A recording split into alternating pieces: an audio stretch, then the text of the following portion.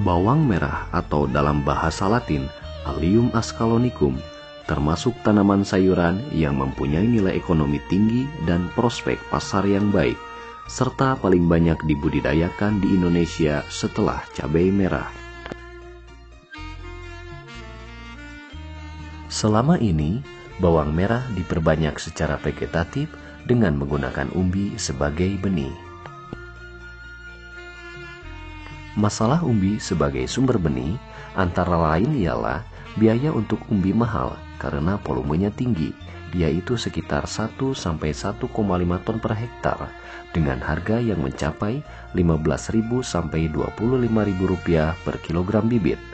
Selain itu, umbi sebagai sumber benih tidak dapat disimpan lama, perlu gudang penyimpanan yang luas, serta biaya pengangkutan yang mahal.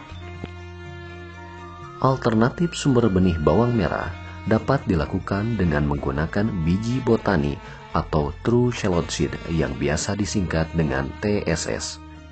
Benih TSS membutuhkan benih lebih sedikit, yaitu 2-3 kg per hektar, dibandingkan dengan benih asal umbi, yaitu kurang lebih 1-1,5 ton per hektar, sehingga mengurangi biaya benih, tidak memerlukan gudang penyimpanan yang luas dan transportasi khusus, serta lebih tahan simpan sampai 2 tahun. Kelemahannya adalah memerlukan waktu tanam yang lebih lama, yaitu sekitar 5 bulan.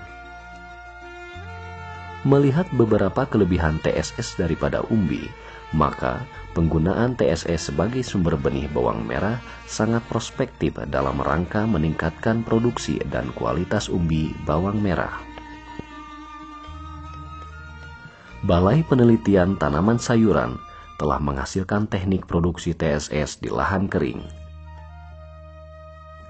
Produksi TSS harus dilakukan di daerah dataran tinggi dengan ketinggian lebih dari 1.000 meter di atas permukaan laut.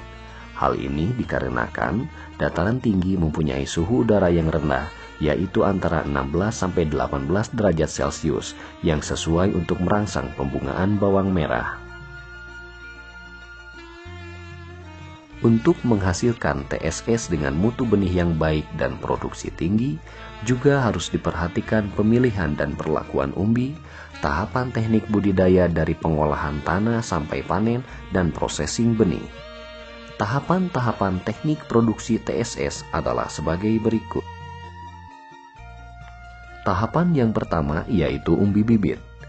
Umbi bibit harus berukuran besar, yaitu lebih dari 7 gram per umbi. Umbi berukuran besar akan menghasilkan jumlah umbel yang lebih banyak per tanaman daripada umbi kecil. Tahapan yang kedua yaitu vernalisasi.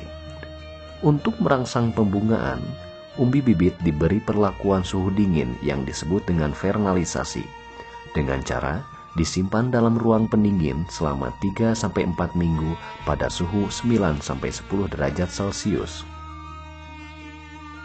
Selanjutnya, umbi yang sudah disimpan dikeluarkan dari ruang pendingin lalu dikering anginkan selama 1-2 hari di tempat yang teduh dan sejuk.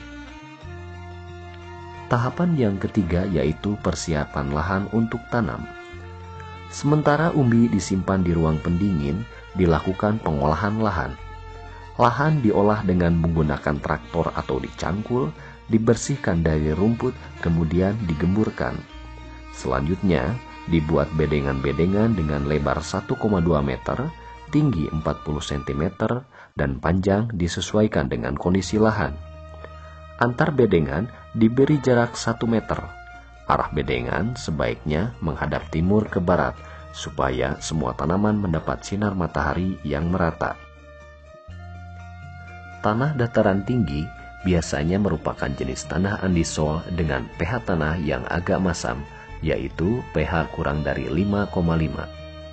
Sebaiknya, tanah dengan kadar pH seperti itu diberi perlakuan dolomit 1,5-2 ton per hektar untuk memperbaiki sifat kimia dan biologi tanahnya. Dolomit diberikan bersamaan dengan pemberian pupuk kandang sapi, domba ataupun kuda sebanyak 20 ton per hektar atau pupuk kandang ayam sebanyak 10 ton per hektar, SP36 sebanyak 200 kg per hektar, dan furadan. Aplikasinya dengan cara disebar di atas bedengan, kemudian campuran bahan-bahan kimia tersebut diaduk secara merata dengan menggunakan cangkul. Selanjutnya, bedengan ditutup dengan musa plastik hitam perak yang telah dilubangi dengan jarak 20 cm x 20 cm. Tahapan selanjutnya yaitu tahapan tanam. Sebelum ditanam, umbi yang sudah dikeluarkan dari ruang pendingin tadi direndam dalam larutan BAP 37,5 ppm selama 1 jam. Setelah itu, ditiriskan sampai kering, kemudian diberikan perlakuan fungisida.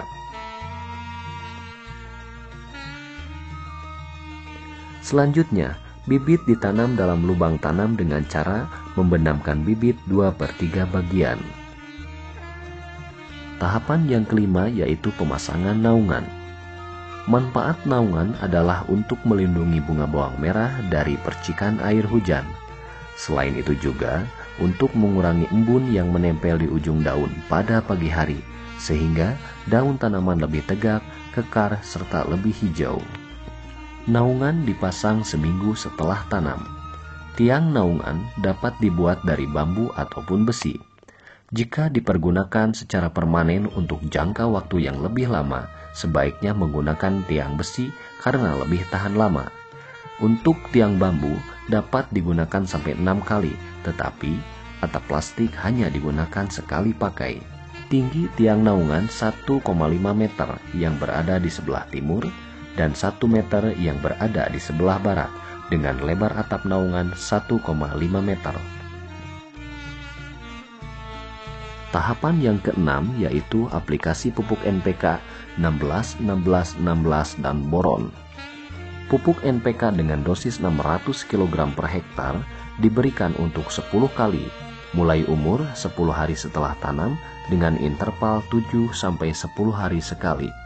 Caranya, pupuk NPK sebanyak 60 kg dilarutkan ke dalam 800 liter air untuk setiap aplikasi.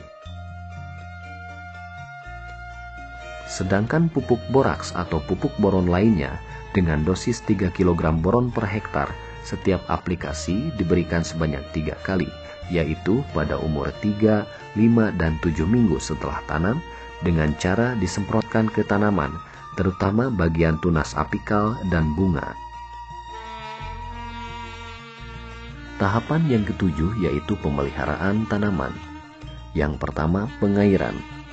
Tanaman bawang merah membutuhkan air dalam jumlah yang cukup banyak. Penanaman yang dilakukan pada musim kemarau tentunya membutuhkan penyiraman yang sangat intensif.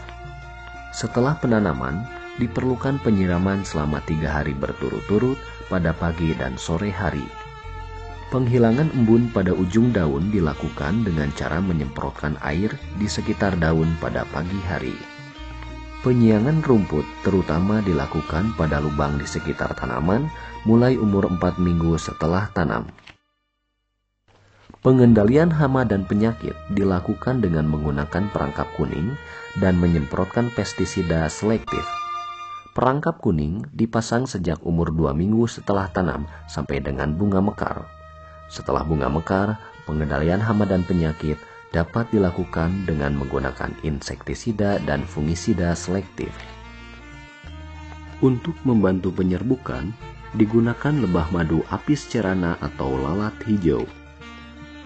Penanaman tagetes diperlukan untuk menarik serangga-serangga penyerbuk di alam. Tahapan yang terakhir yaitu tahapan panen.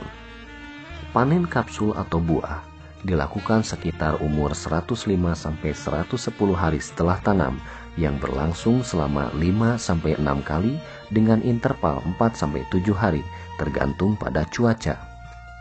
Jika cuaca panas, panen dapat berlangsung setiap 4 hari, tetapi jika cuaca mendung, pemasakan kapsul akan lebih lama yaitu sekitar 7 hari. Ciri kapsul yang dapat dipanen adalah jika kulit kapsul berwarna kekuningan atau dalam satu umbel sudah ada yang berwarna coklat. Proses pengeringan kapsul dapat dilakukan dengan cara penjemuran atau menggunakan alat pengering. Cara mengeluarkan biji dari kapsul secara manual adalah sebagai berikut. Kapsul yang sudah kering dibungkus dengan kain, kemudian diremas-remas sampai pecah dan biji berwarna hitam keluar dari lokulnya. Kotoran kapsul dipisahkan dari biji, lalu biji ditampis supaya bersih dari sisa-sisa kapsul. Biji yang sudah bersih dimasukkan ke dalam kemasan aluminium foil, lalu ditutup rapat dengan sealer, kemudian disimpan di ruang penyimpanan atau kulkas pada suhu 12 derajat Celcius.